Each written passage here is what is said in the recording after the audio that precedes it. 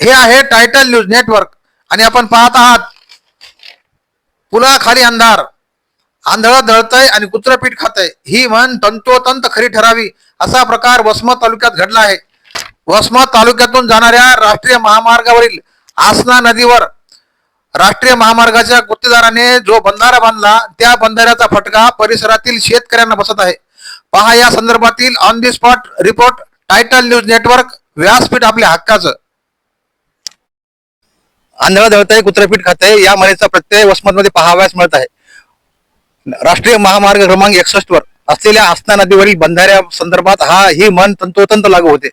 निजाम कालामध्ये या नदीवर बंधारा बांधून या भागातील गुराढोरांना व पाण्या शेतकऱ्यांना पिण्याच्या पाण्याचा प्रश्न मिटावा, या भागात पाणी साचून त्या पाण्याचं पर्क्युलेशन इतर विहिरीत व्हावे, नदी नाल्यात व्हावे म्हणून निजामकालीन बंधारा बांधण्यात आला होता. बंधाऱ्याचा लाभ या भागातील शेतकऱ्यांना झाला, गुराढोरांना झाला. मात्र राष्ट्रीय महामार्ग बांधताना हा बंधारा जुना बंधारा पाडून नवीन बंधारा बांधण्यात आला. आता त्या बंधाऱ्याची अवस्था पहा. निजामकालीन बंधारा बांधला होता, त्या बंधाऱ्याला 12 गेट होते. त्यामुळे आसना नदीमध्ये पूर आला तरी त्या गेट मधून पाणी वाहून जायचं. त्यामुळे आजूबाजूच्या शेतीला व शेतकऱ्याला त्याचा लाभ व्हायचा आणि नुकसान व्हायचं नाही. मात्र राष्ट्रीय महामार्ग बांधताना या गुत्तेदाराने संबंधित विभागाची जलसंधारण विभागाकडून डिझाईन न घेता त्याचं व्यवस्थित व्यवस्थापन न करता मनमानी पद्धतीने हा बंधारा बांधला व त्या बंधारा बांधताना या बंधाऱ्याची उंची कमी ठेवून या बंधाऱ्याला 100 फूट नदीचं पात्र आहे. या 100 फुटामध्ये फक्त 3 गेट बसवण्यात आले. ते गेट सुद्धा जमिनीपासून 10 ते 12 फूट उंचीवर आहेत.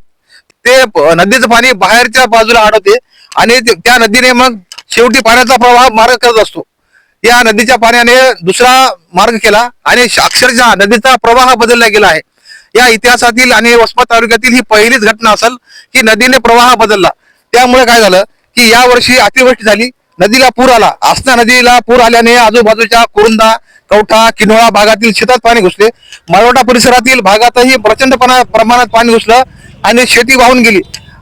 एकीकडे आपण याला अतिवृष्टी म्हणतो, अतिवृष्टीमुळे पाणी वाहून गेलं, शेती वाहून गेली असं आपण म्हणलो.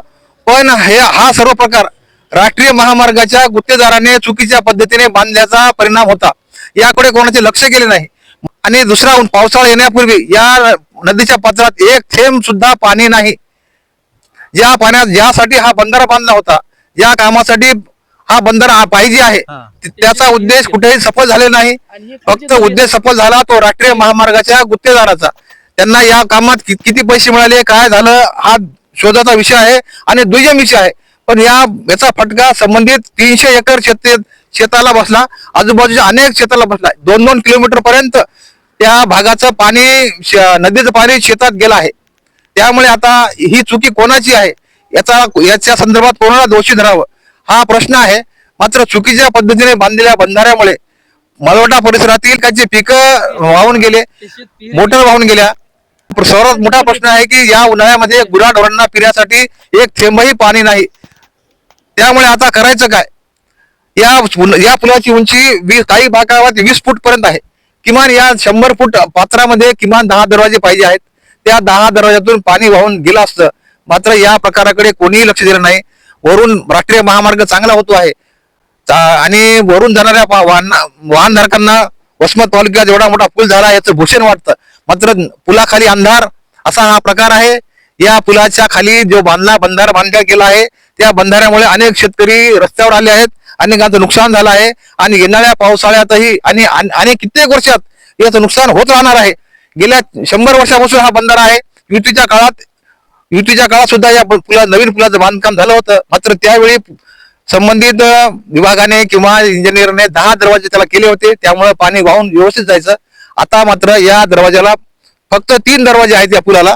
त्यातून होणारं नुकसान आणि भविष्यातील नुकसान फार मोठं आहे. संबंधित विभागाने या प्रकाराकडे लक्ष द्यावे आणि आपण ज्यांना नितीन गडकरी यांना महाराष्ट्राचा पुत्र आणि राष्ट्रीय महामार्गाचे जनक आणि केंद्रीय बांधकाम मंत्री म्हणतो, ज्यांचं भूषण आपल्या सर्वांना आहे, गडकरी साहेब, वसमत तालुक्यातील या राष्ट्रीय महामार्गाकडे पहा. तुमच्या या सर्व कारकिर्दीला हा कलंक लावणारा, तुमच्या कारकिर्दीला काळोखात टाकणारा हा प्रकल्प आहे.